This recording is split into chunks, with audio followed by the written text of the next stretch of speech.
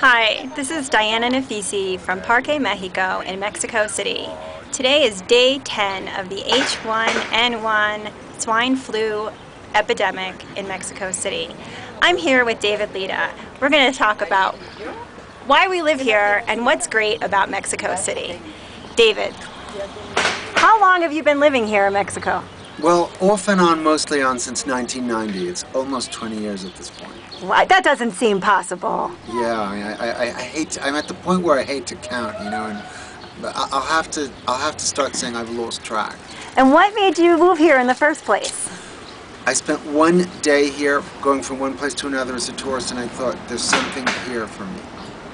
And then that's made you stay here this whole time? Well, I don't know. I mean, one thing I can say, after almost 20 years, I've never been bored here. I mean, it's you know, maybe something like this health crisis, the reflection is that it's, you know, sometimes too melodramatic, but you are never bored in this city.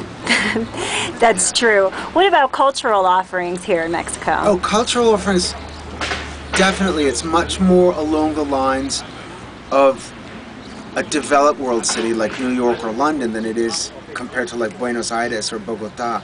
I mean, movies, theater, galleries and museums. I think there are more museums here than there are in London. I read that somewhere. I think I read there's more museums in Mexico City than any other city in the world. It could be, it could be. Restaurants, bars, cantinas, cafes, all those things that make a city great to live in. There's a lot of them here. What is a cantina, David? A cantina is a bar. Is the kind of bar that most Mexicans drink in, and there's more business in them in the afternoon than at night. People eat their lunch late here, like at 3 or 4 o'clock, and they you get, in most of the cantinas in Mexico City, they give you free food, so you eat your lunch and drink your lunch, and a lot of people never go back to work after an afternoon like that. But they really are wonderful. I've actually written about them. If I may mention this, I have a website which is davidlida.com, and there's an article in the journalism page about cantinas where I sort of wax rhapsodically about them. I spent too much time in them. Well, I really enjoyed the article that you wrote in the New York Times, The Smile Behind the Mask, giving some insight into the human side of what's happening here in Mexico City. What was your inspiration to write that article?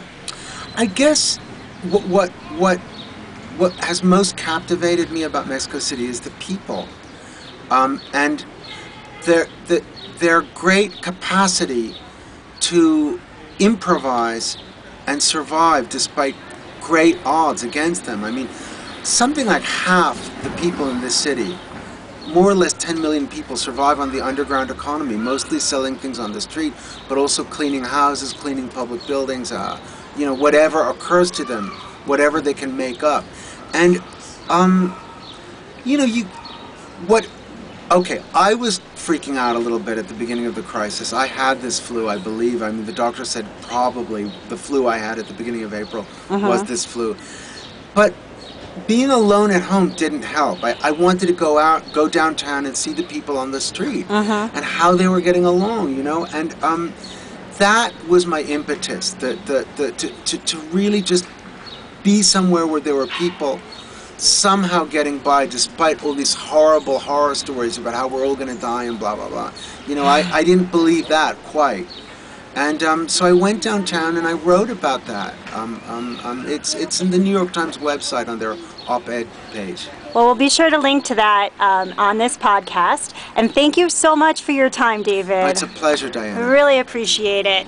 Well, this is Diana Nafisi from Parque Mexico. Please be sure to check out David Lida's blog at davidlida.com. Have a great day. Thank you.